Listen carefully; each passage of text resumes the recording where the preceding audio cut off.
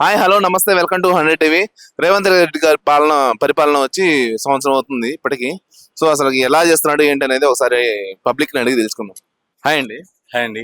Revanth Reddy government ఎలా ఉందంటారు? So మరి అంటే వచ్చి సంవత్సరం అవుతుంది కదా, ఇప్పుడు ఈ సంవత్సరంలో బాగా చేస్తున్నారంట అసలు లేదంటారు, ఎలా ఉందంటారు? వాళ్ళ ప్రయత్నం వాళ్ళు చేస్తున్నారని అనిపిస్తుంది నాకు. ఎందుకంటే నాకున్న ఎక్స్పీరియన్స్ మీద షేర్ చేద్దాం అనుకుంటున్నాను. అంటే బిగినింగ్ అంటే గవర్నమెంట్ స్టార్ట్ అయిన బిగినింగ్ లో నేను నేను అనుకోకుండా నాకు కొంచెం నైట్ కష్టమైంది. రాత్రి వెళ్దామని బయలుదేరి వాటర్ బాటిల్ తీసుకుందామని మొత్తం చూస్తే ఎక్కడ షాప్స్ లేవు, క్లోజ్, ఎక్కడెక్కడ క్లోజ్. ఆ విచ్చలవిడి అనేది ఎక్కడ కనిపించలేదు. సో ఆ టైంకు నాకు బాధ అనిపించింది, కానీ చేస్తున్నది కరెక్ట్. అది అట్లా ఒక 6 months అంటే డిసిప్లిన్ గా ఉంచినాడు. అంటే మనిషికి కావాల్సింది డిసిప్లిన్ ఫస్ట్. అంటే ఆ డిసిప్లిన్ వాళ్ళు డెవలప్ చేసే ప్రయత్నం చేస్తున్నారని నాకు అనిపిస్తుంది. సో అది ఫస్ట్ వచ్చిన తర్వాత ఏదైనా డెవలప్మెంట్ అయినా ఏదైనా మనం ఏం చేయాలనుకున్నా ఫస్ట్ డిసిప్లిన్ అనేది ఉంటే మనకు వస్తే మనకు డెఫినెట్ గా మనం అనుకున్నది చేయగలుగుతాం. సో మరి గతంలో లోపించిందేమో అనిపించింది. అంటే విచ్చలవిడుతున్నాం, రాత్రిలో ఎక్కడ పడితే అక్కడ తాగడం. ఇదైతే కొంచెం తగ్గుతున్నట్టు అనిపిస్తున్నది నాకు. ఓకే, మరి ప్రయత్నం చేస్తున్నారు. అన్ని ఒకేసారి కావాలంటే కాకపోవచ్చేమో. నాకు తెలిసిన దాని ప్రకారం అయితే బాగుంటదేమో అని నేను అనుకుంటున్నాను. ఇంకా అంటే ఇంకా ముందు కూడా బాగా చేస్తారేమో అని అనుకుంటున్నాను. ఇప్పుడు పబ్లిక్ లో చూస్తే రేవంత్ రెడ్డి గారు సరిగా చేయట్లేదు అనేది ఒకటి అంటున్నారు. అనేది ఉంటుంది డెఫినెట్ గా. ఇప్పుడు ఇది నాకు కూడా కష్టం అవుతుంది, నాకు కూడా కొన్ని రకాల ఇబ్బంది అవుతుంది. నేను ఏదో కొన్ని పనులకు నేను చెప్పి పెట్టాను, అది అవ్వట్లేదంటే నాకు కష్టం అవుతుంది. కానీ అక్కడ వాళ్ళకి టెక్నికల్ గా ఏం జరుగుతుంది అనేది తెలియదు కదా నాకు. వాళ్ళు చేయాలనుకుంటే చేయడానికి అనువైన పరిస్థితులు వాళ్ళకి లేకపోవచ్చు. అవి వచ్చేదాకా అవుతుంది. ఏదైనా అంతే కదా. ఇప్పుడు ఒకసారిగా అద్భుతం జరగదు. పెద్ద నష్టం జరిగింది అనుకో, ఒక విపత్తు వచ్చింది. ఒక విపత్తు వచ్చినప్పుడు ఆ విపత్తు నుంచి మనం కోలుకోవడానికే కొంత టైం పడుతుంది. ఆ టైం లోపల అద్భుతాలు జరగాలంటే జరగకపోవచ్చు. అంటే నాకున్న ఎనాలిసిస్ ప్రకారం చెప్తున్నా. వాళ్ళు ఏం చేస్తారు, ఎట్లా చేస్తారు అనేది నాకు తెలియదు. కానీ నష్టం జరిగింది, డెఫినెట్ గా నష్టం జరిగింది. ఆ నష్టం నుంచి కోలుకోవడానికి టైం పడుతుంది డెఫినెట్ గా. 1 year లోనే అద్భుతం అంటే జరగకపోవచ్చు. సో వీళ్ళు మరి 5 years లో వీళ్ళు ఏం చేస్తారనేది కూడా మనం చూడాలి.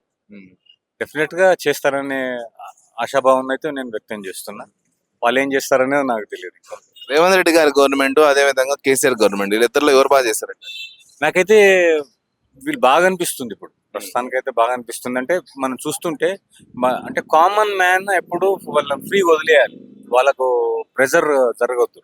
తప్పులు చేస్తుంటారు, ఉప్పులు చేస్తుంటారు, వాళ్ళను కొంచెం చూసి చూడనట్టుగా వదిలేసేయాలి. కానీ కామన్ మ్యాన్ ఎప్పుడు ప్రెజర్ చేయొద్దు. వాళ్ళు తృప్తిగా ఉండాలి. అంటే చట్టాలని అంటే అవసరానికి మించిన ప్రెజర్ వాళ్ళ మీద పెట్టకూడదు. సో ఇప్పుడు చూస్తున్నాం, రోడ్లలో మామూలుగా వెళ్ళిపోతున్నాయి. ఎక్కడ కూడా జనాలు కామన్ మ్యాన్ ఇబ్బంది పెట్టడం అనేది లేదు. అంటే ఇప్పుడు రేవంత్ రెడ్డి గారు ఫ్రీ బస్ పెట్టారు కదా, అది ఎలా ఉందంట? అయితే ఫ్రీ బస్ అనేది మరి వాళ్ళ ఇంటెన్షన్ ఏందనేది తెలియదు. కానీ అది వాళ్ళకి భారంగా మారుతుంది. వాళ్ళ ఉద్దేశం దాన్ని ఎందుకోసం పెట్టారు అనేది మనకు తెలియదు. ఫ్రీగా ఉండాలి, అది చేయాలంటే దాన్ని జనాలు కూడా ప్రాపర్ గా యూజ్ చేసుకోవాలి. వాళ్ళు పెట్టింది ఏంటంటే, సపోజ్ ఆ బస్ కిరాయిలు మిగిలిపోతాయి కదా. ఒక విమెన్ కి ఏదైనా పని చేస్తుంటే వాళ్ళు ఏంది ఎప్పుడు పొదుపు చేయాలని చూస్తుంటారు. సో ఈ డబ్బులు మిగిలితే దీన్ని ఏం చేయాలని ఆలోచిస్తుంటారు. సో అది హెల్ప్ చేయాలనే ఉద్దేశంతోనే చేశారు. కానీ దాన్ని కొంతమంది మిస్యూజ్ చేస్తున్నారు. అలా కాకుండా దాన్ని ప్రాపర్గా యూజ్ చేసుకోవాలి ఒకటి. అండ్ అది గవర్నమెంట్ కూడా భారంగా మారొద్దు. ఇప్పుడు ఆ ఫ్రీ ఏదైతే జరుగుతుందో, ఆ ఫ్రీకి జరుగుతున్న ఏదైతే నష్టం ఉంది కదా, ఆ నష్టాన్ని కూడా ఆర్టీసీ జనరేట్ చేసుకునే ప్రయత్నం చేస్తే బాగుంటుంది. ఫ్రీ ఇచ్చినా కూడా ఆ రెవెన్యూ జనరేట్ చేసుకోవాలి. ఇట్లా సోర్సెస్ ఉన్నాయి. అంటే దాని మీద ఒక చర్చ జరగాలి, స్టూడెంట్స్ ద్వారా కానీ, తర్వాత ఇంకా ఎవరైనా ఎనాలిసిస్ట్లు ఉంటారు కదా, వాళ్ళతో కానీ ఎనాలిసిస్ చేసి అక్కడ ఏదైతే డబ్బులు పోతున్నాయి కదా ఆ రెవెన్యూ జనరేట్ చేసుకోవాలి. అది మళ్ళీ గవర్నమెంట్ కూడా భారం పడకూడదు. గవర్నమెంట్ భారం పడకుండా రెవెన్యూ జనరేట్ చేసుకోగలిగితే ఫ్రీ ఇస్తే ఇవ్వచ్చు, అది మంచిదే కదా. తిరగడం వల్ల దాని మీద మనకు డబ్బులు ట్రావెలింగ్ అనేది తగ్గిపోతుందంటే ఇంకా కొత్తగా ఆలోచించే ప్రయత్నం చేస్తాం. నన్ను అడిగితే జెంట్స్ కూడా ఫ్రీ చేయొచ్చు. అంటే ఇంకా రెవెన్యూ ప్రాపర్ గా జనరేట్ చేయగలిగితే జెంట్స్ కూడా ఫ్రీ చేసేసినట్టయితే, ఫ్రీ చేయకుండా కనీసం ఆఫ్ రేట్ ఇంత రేట్లు పెట్టకూడదు. పెడితే అప్పుడు తిరగడానికి, తర్వాత ఆ రెవెన్యూ, ఇప్పుడు మనకి ఏదైనా సరుకులు ఉన్నాయనుకోండి, వాటిని ట్రాన్స్పోర్ట్ చేయడం అనేది అది చాలా ఎక్స్పెన్సివ్ ఇప్పుడు ఉన్న పరిస్థితుల్లో. సో అట్లా వీళ్ళకి ఆ భారం తగ్గితే ఎక్స్పోర్టింగ్ అనేది పెరుగుతున్న కొద్దికి మనకు రెవెన్యూ పెరుగుతుంది. లాస్ట్ దాంట్లో జరిగిన ప్రాబ్లం ఏంటంటే, అంటే నేనేదో ఆ పార్టీని విమర్శించాలని కాదు, ఈ ఫ్రీ స్కీమ్స్ అనేది ఎక్కువ పెరిగినాయి. ఫ్రీ స్కీమ్స్ ఎక్కువ పెరగడం వల్ల ఇప్పుడు వీళ్ళు కూడా ఇవ్వాల్సి వస్తుంది. అది రాంగ్. అది ఏంటంటే, మనకు ఇప్పుడు జనం మనకు విపరీతంగా ఉన్నారు. జనం విపరీతంగా ఉన్నప్పుడు ఒక ప్రోడక్ట్ ని మనం పెంచే ప్రయత్నం చేయాలంటే వాళ్ళు పని చేయాలి. ప్రతి ఒక్కరు పని చేయాలి. పని చేయకుండా తినకూడదు, ఏం భోజనం కూడా చేయకూడదు నన్ను అడిగితే. సో ఆ పని చేయడం అనే వర్క్ కల్పించాలి వాళ్ళు. వాళ్ళకు వర్క్ కల్పిస్తూ వాళ్ళకు ఏదైనా డబ్బులు ఇస్తే బాగుంటుంది. ఫ్రీ అనేది వేస్ట్. ఫ్రీ చేయకూడదు. సో అట్లా చేయడం వల్ల వాళ్ళు సోమరిపోతులు అవుతారు. ఒకటి, మన ప్రోడక్ట్ తగ్గిపోతుంది. అంటే ఏదైతే రెవెన్యూ జనరేట్ చేయడానికి మనం ఉత్పత్తి చేసే ప్రోడక్ట్ ఉంటున్నాయి కదా, సో ఆ ప్రోడక్ట్స్ అంతా తగ్గిపోతుంది. ప్రోడక్ట్ తగ్గిపోయినప్పుడు మన గ్రోత్ తగ్గుతుంది. గ్రోత్ తగ్గినప్పుడు ఇంకా మనం ఏం చేసినా ఏం ప్రయోజనం లేదు. సో ఈ ఫ్రీ స్కీమ్స్ కూడా ప్రస్తుత ప్రభుత్వం నెమ్మదిగా, ఇప్పుడు కాకపోయినా నెమ్మదిగా తగ్గిస్తూ ప్రజలకు ఒక వర్క్ సోర్సెస్ చాలా ఉంది. ఏదైనా ఇప్పుడు చైనా ఉంది. చైనా మనకన్నా పెద్ద దేశం, ఎక్కువ జనాభా. మరి వాళ్ళు దాన్ని అధిగమించింది ఏంటంటే వాళ్ళు పని చేస్తున్నారు. అంటే వాడు చిన్న చిన్న పిల్లాడు కూడా పని చేస్తున్నారు. సో ఇక్కడ కూడా మనం ఆ కల్చర్, అంటే వాళ్ళు చెడ్డవాళ్ళే కావచ్చు, మనకు హాని కావచ్చు, కానీ వాళ్ళలో ఉన్న మంచిని కూడా మనం నేర్చుకునే ప్రయత్నం చేయాలి. సో మనం ఏంటంటే కష్టపడడం నేర్వాలి, జనాలకు కష్టపడడం నేర్పించాలి. ఫ్రీ స్కీమ్స్ అనేది నెమ్మదిగా గ్రాడ్యువల్ గా తగ్గిస్తే మంచిదని నా ఉద్దేశం. అంటే ఇప్పుడు కరెంట్ వస్తుంది కదా, అంటే కరెంట్ ఇప్పుడు రేవంత్ రెడ్డి గవర్నమెంట్ లో తక్కువ ఇస్తున్నాడు అనేది ఒకటి. అంటే అదే విధంగా కేసీఆర్ బాగా ఇచ్చారు అనేది ప్రజలు మాటలు. దాని గురించి ఒకటి తగ్గినప్పుడు ఒకటి పెరుగుతుంది, ఒకటి పెరిగినప్పుడు ఒకటి తగ్గుతుంది. కాకపోతే ప్రభుత్వం అనేది ఏది ప్రజలకు ముఖ్యంగా అవసరమో దాని మీద కాన్సన్ట్రేట్ చేస్తే బాగుంటుంది. అంటే అదే కరెంట్ అనేది బాగా అవసరం కదా ప్రజలకు. కరెంటు అవసరం, ఎంత అవసరమో అంత వరకు ఓకే. మనం 24 గంటలు ఏసీ వేసి కూర్చుంటామంటే అది కరెక్ట్ కాదు. 24 గంటలు ఇచ్చేస్తారు కరెంటు. నేను 24 గంటలు ఏసీకి వాడుకుంటా అంటే మరి అది ఇచ్చి ప్రయోజనం లేదు కదా. కరెంట్ అనేది ఎందుకు? మళ్ళీ ఇప్పుడు నేను మాట్లాడింది ఏదైనా మన ప్రోడక్ట్ ఉత్పత్తి చేసుకోవడానికి, ఒక మిషన్ నడవడానికి ఎక్కువ అవసరం. మనకి ఎప్పుడు అవసరము? మనకు నైట్ ఎక్కువ అవసరం ఉంటుంది.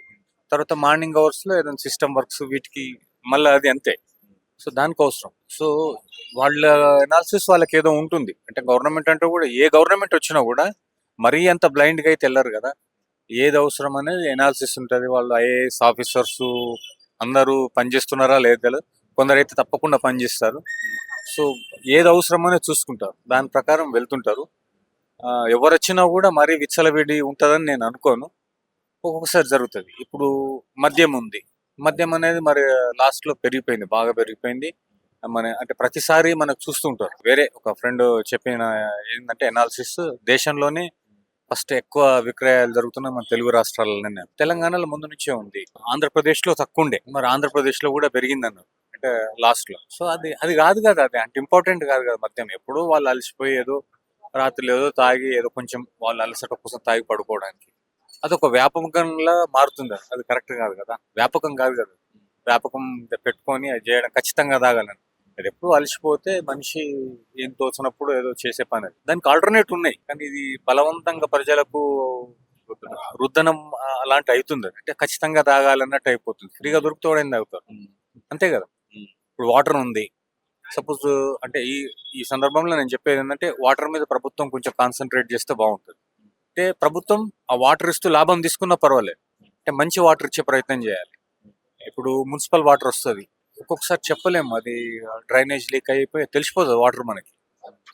సో అలాంటప్పుడు ప్రాబ్లం అయితే వెంటనే బాగా చేయలేం, కష్టం కదా. సో వాళ్ళకి ఆల్టర్నేట్ ఎక్కడైనా దొరకాలి. చిన్న చిన్న పిల్లలు ఆ మురుగు నీళ్లు తాగారు అనుకోండి, వాళ్ళ హెల్త్ డిస్టర్బ్ అవుతుంది కదా. సో వెంటనే కాదు అది. కాబట్టి ఆ టైంలో కూడా ఇప్పుడు షాప్స్లో ఉన్నాయి, షాప్స్లో మంచి వాటర్, అంటే మినిమం ప్యూరిఫై వాటర్. నేను మినరల్ వాటర్ ఇవ్వమన్నాడు గవర్నమెంట్, కొన్ని వాటర్ స్టాల్స్ పెడితే బాగుంటుంది. ఎందుకంటే ఇప్పుడు కృష్ణానగరే ఉంది, ఇక్కడ మనము మున్సిపల్ వాటర్ వస్తే ఓకే, రాదు ఒక్కోసారి ప్రాబ్లం అవుతుంది. ఒకవేళ వచ్చిన ఏదైనా మురుగు నీరు కలుస్తుంది, కలిసినప్పుడు అది ప్రాబ్లం అవుతుంది కదా. సో అట్లా కానప్పుడు వాటర్ అంటే మినిమం రేట్లో మనకి బయట విలేజెస్ లో దొరుకుతాయి కదా, 5 రూపీస్ క్యాన్, 10 రూపీస్ క్యాన్, అట్లాంటి వాటర్ అనేది మనకి హైదరాబాద్ లో గవర్నమెంట్ పెట్టగల వాళ్ళకి పెద్ద భారం అవుతుందని నేను అనుకోను.